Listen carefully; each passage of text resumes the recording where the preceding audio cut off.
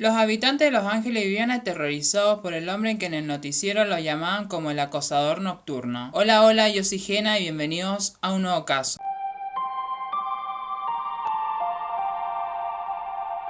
Richard Ramírez nació el 29 de febrero de 1960 en El Paso de Texas. Nacido en una familia bastante conflictiva con una madre poco cariñosa y un padre alcohólico y golpeador. En 1972, cuando Richard tenía 13 años, su primo Miguel volvió de Vietnam. Los vecinos que vivían ahí en el barrio decían que él no había vuelto bien de la guerra, que estaba mal psicológicamente. A la hora de la siesta, Miguel enseñaba a su primo menor a usar lo que serían las armas, a luchar cuerpo a cuerpo y también le enseñó a usar lo que serían los cuchillos no precisamente para comer. En ese tiempo también su primo le mostraba fotos Polaroid que había traído de la guerra. En las fotos Richard vio a Rosales y aldeas, pero nunca en primer plano, sino como marco para cuerpos de mujeres, algunas y todas muertas. Entonces, señalándolas, Miguel le contaba a su primo cómo él y los muchachos de su compañía la habían a todas esas mujeres de esas aldeas. A Richard le fascinaban los relatos de su primo, casi que los veía en su imaginación y entonces sentía cosas al ver esto. Poco después Richard no necesitó imaginar más porque vio a Miguel dispararle a una mujer en la cara, la muerte en vivo y en directo. Esa mujer que había su primo era la esposa de él. Después de eso, Miguel desapareció de los lugares donde solía frecuentar y no se lo volvió a ver más por El Paso, donde él tenía pedido de captura por asesinato. Por otro lado, Richard se fue a vivir a Los Ángeles con 15 años. Pensaba irse a trabajar ahí en Los Ángeles, pero terminó robando. Cuando la década de los 80 daba sus primeros pasos, Los Ángeles se estaban preparando febrilmente para ser sede de los Juegos Olímpicos en 1984. Y Richard era un viejo conocido para la policía californiana, ya que ellos le daban alojamiento en sus celdas de la comisaría. Lo tenían por un ladrón de poca monta y pocas luces, aunque a veces fuera algo violento. Había caído preso por robar a los huéspedes en los hoteles de mala muerte donde conseguía trabajo. También por 2 intentos frustrados de robo de autos, por tenencia de drogas e incluso por un intento de violación, aunque lo soltaron enseguida porque la víctima retiró la denuncia. Él, en ese tiempo, se drogaba con lo que podía: marihuana, cocaína o según los recursos que tuviera para comprarlas. Su debut como asesino fue con una nena de 9 años en San Francisco. La engañó para llevarla al sótano del edificio donde vivía y allí la pasarían 25 años antes de lo que lo relacionaran con esa muerte gracias a una prueba de ADN, y para entonces ya estaba en la cárcel por decenas de delitos. El 28 de junio de 1984 se cobró su primera víctima en Los Ángeles, una mujer de 69 años llamada Jenny Winkow. Esa noche ella dejó la ventana de su habitación abierta porque hacía mucha calor, pero lo que ella no sabía que esa noche iba a entrar este hombre a asesinarla y hacerle cosas perturbadoras. La mañana siguiente a ella la encontraron en el piso al lado de su cama en un gran charco de sangre, la habían acuchillado y también la habían cortado el cuello, que casi la habían separado la cabeza.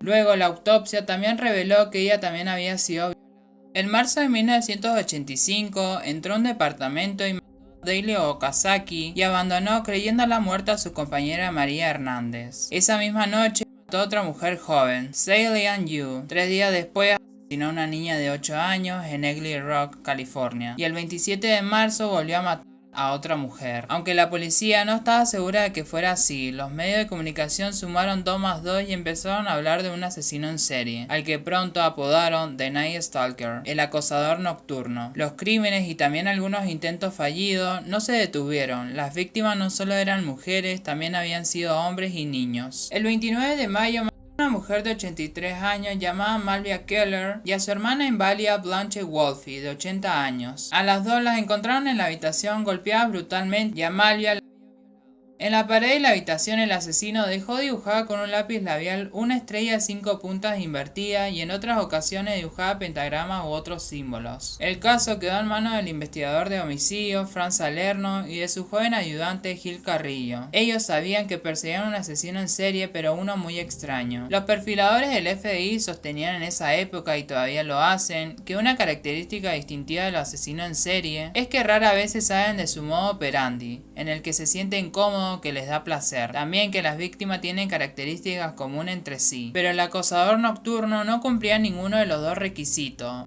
mataba de diferentes maneras y usaba todo tipo de armas, desde pistola y cuchillo hasta un machete, un martillo, una barra de hierro y un bate de béisbol. Sus víctimas eran desde niños hasta ancianos, pasando por jóvenes y adultos. Eran hombres y mujeres a las que en ocasiones a veces dejaba a sus víctimas con vida y en otras ocasiones las mataba sin ninguna explicación. Un matrimonio fue víctima de este hombre. Lo que pasó: una noche Richard entró a la casa de un matrimonio, marido, y a la mujer la violó junto al cadáver de su marido. Después de esto él se levantó del piso y se fue y la dejó viva a ella. Por la ventana la víctima alcanzó a ver una furgoneta Toyota que arrancaba y se alejaba a gran velocidad. Cuando llegó la policía la describió. Casualmente un adolescente vecino del matrimonio había notado la matrícula de la furgoneta porque le había parecido sospechosa. Poco después encontraron el vehículo abandonado y las huellas digitales de las manijas y el volante coincidieron con el prontuario de Richard Ramírez. Al día siguiente las calles de Los Ángeles estaban pobladas de carteles con el nombre y la foto del prontuario del acosador nocturno. Las tapas de los diarios también mostraban su fotografía. Ramírez ni se enteró del asunto porque la misma noche del crimen se había ido de la ciudad. Volvió unos días después y lo identificaron los pasajeros del ómnibus donde viajaba. Intentaron reducirlo pero saltó al asfalto y corrió. En el camino intentó robar 3 autos pero no pudo. Cuando consiguieron cortarle el paso le pegaron puñetazos y patadas en todo el cuerpo. La llegada de la policía lo salvó de ser linchado porque iba camino a eso. Después de ser capturado, Richard Ramírez fue acusado de esto: 14 asesinatos, 5 intentos de asesinato, 9 violaciones, 3 de ellas a menores, 2 secuestros, 4 actos de sodomía, 2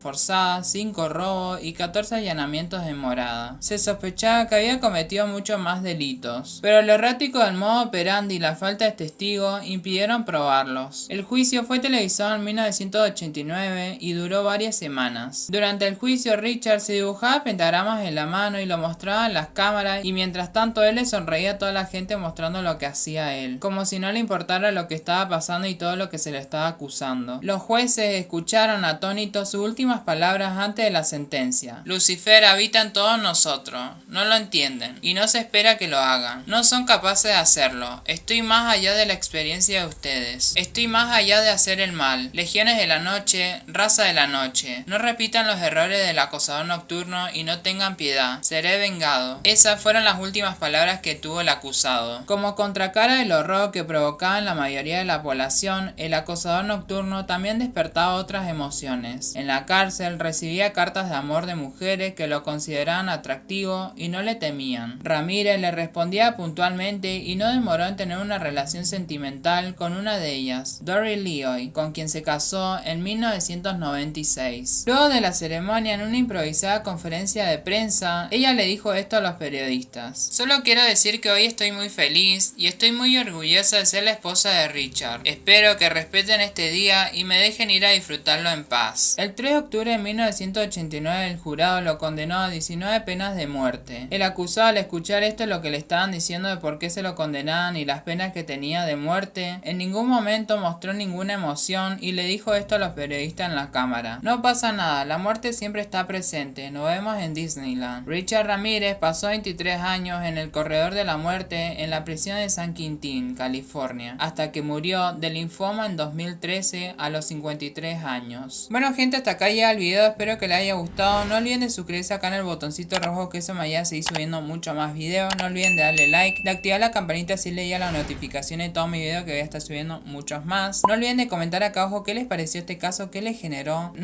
Un caso tremendo por todo lo que hacía ese hombre. O sea, se metía en las casas, mataba, no le importaba el género, no le importaba si eran jóvenes, ancianos, no le importaba nada, y encima en el juicio como que no mostró ninguna emoción por todas las personas que él había asesinado o le había hecho daño a tantas familias, y no le importó nada. Así que nada gente, ustedes comenten acá abajo y yo voy a estar leyendo todo. Así que nada gente, nos vemos en un próximo caso. Chao chao.